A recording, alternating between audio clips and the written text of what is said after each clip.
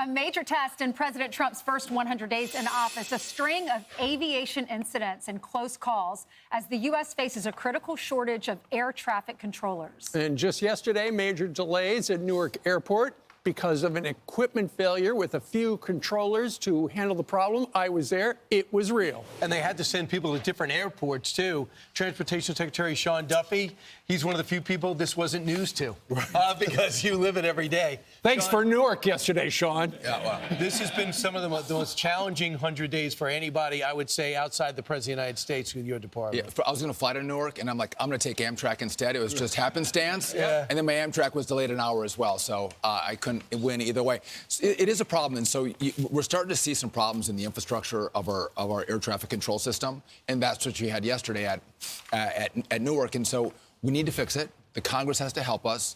It's going to be billions of dollars.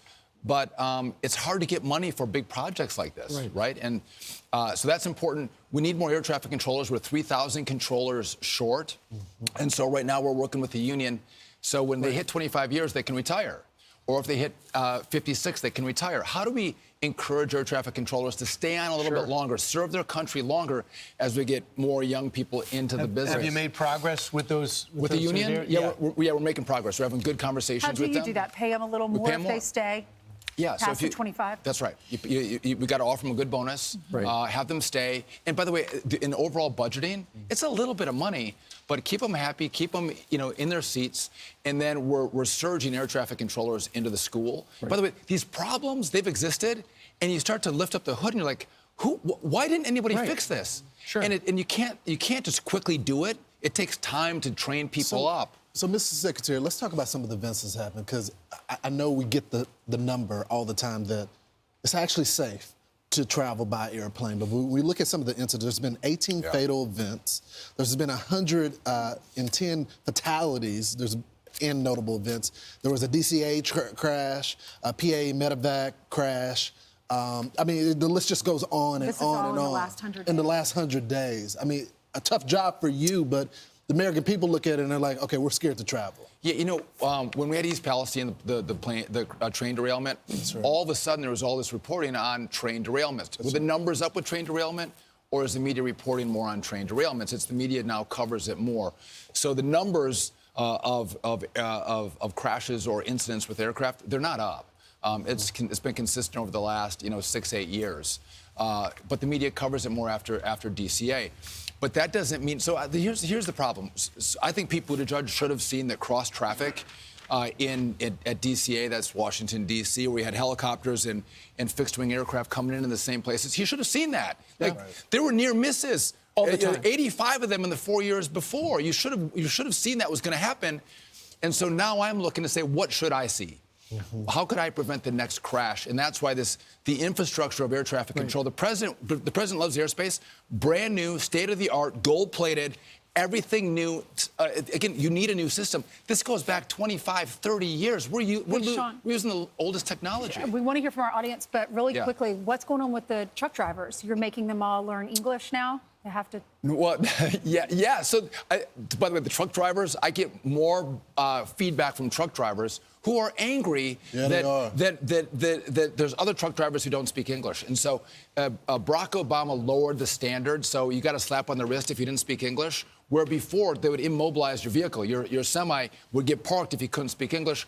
We're going to go back to the pre-Obama era where if you can't speak English, by the way, this is dangerous. The reason's because they can't read the road signs, right? Well, there's road signs, or if you get stopped by law enforcement, you can't communicate. You can't, So we're going back to the old standard, and again, it's going to make our roads safer. All right, the president signed an executive order yesterday for that. Let's find out what the audience wants to ask Sean Duffy, the Secretary of Transportation, and let's begin with Evan. Hi, Mr. Secretary. I hear a lot about the challenges, about what you're facing, but I want to ask you personally, what has been the major challenge that you've seen in your own words that you don't hear in the media? That's a great question. So, really good question. First off, you have to build a team, right? And you have to bring people in, and every department deals with this, and the president deals with it as well. But you got to bring your team in. We're bringing our team in and building a team as we have the DCA crash, and then we have Alaska, and then we have Toronto, and then we have what happens in Philadelphia, and so. That's the challenge when you don't have a fully staffed team and you're dealing with some of the crises. But I got to tell you, the joy of this is to work with President Trump. to see how hard he works, the vision that he has, how fearless he is. Whether it's, I mean, it's not easy. I think presidents over the last 30, 40 years should have dealt with trade in America. They're all too afraid. They're all afraid of markets. They're all afraid of their big business donors who give them, millions of dollars. Not Donald Trump. He's like, I'm going to fix this for the American people. And he takes on fights that most politicians don't. They're the right fights, but they're politically afraid. This president doesn't, and it gives us a lot of grace to do the wonderful things that haven't been done in the past. Well, Evan asked a great question. Joe, you've got a question now. Yeah, as I'm getting older, I realize I'm probably going to need a self-driving car at some point.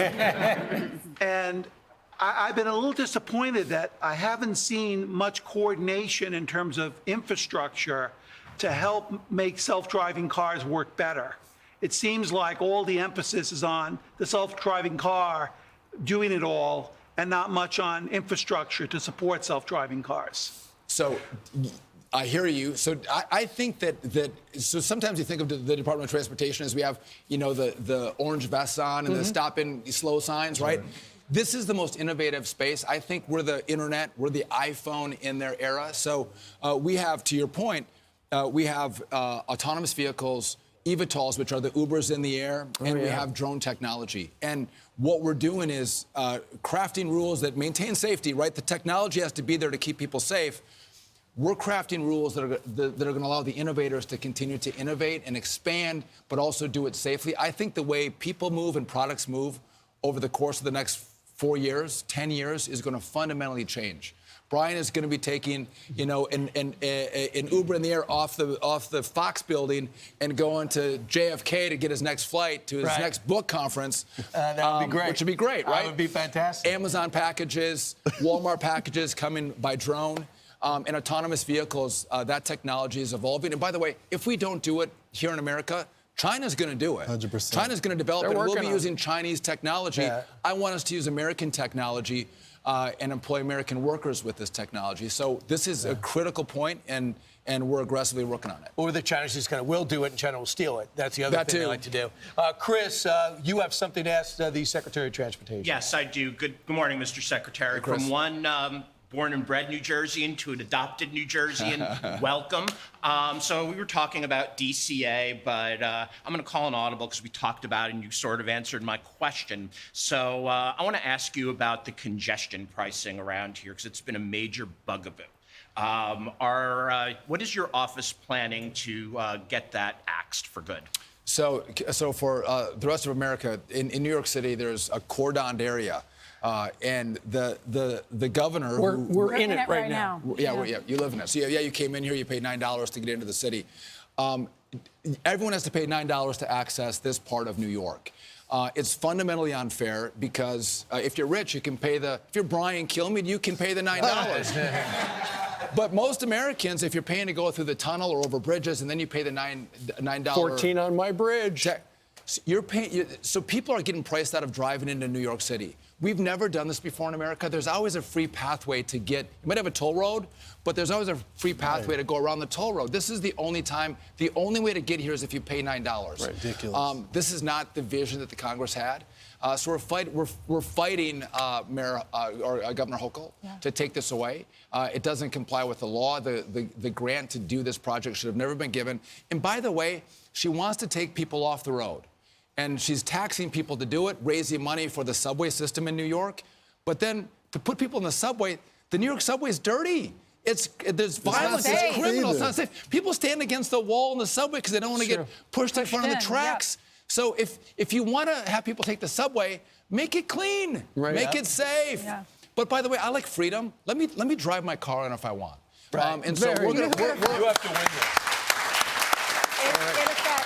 It affects our firefighters, our police officers, the ones who live out on Long Island and have to drive into the city. Teachers. It affects all the doormen, all the teachers that teach in this area. It affects all the businesses in the area. And so, but again, this is bad liberal policy. Again, they say they care about middle-income people, lower-income people. This is a policy for the elites because they can afford to pay, and they're taking middle-income and poor people off the roads. We never envisioned that kind of system. Right. It's not working. Keep fighting. You better win this one. And also, thanks for rebuilding Penn Station and moving Madison Square Garden. Oh, that's going to be beautiful. Donald Trump, Penn Station's been great. All right.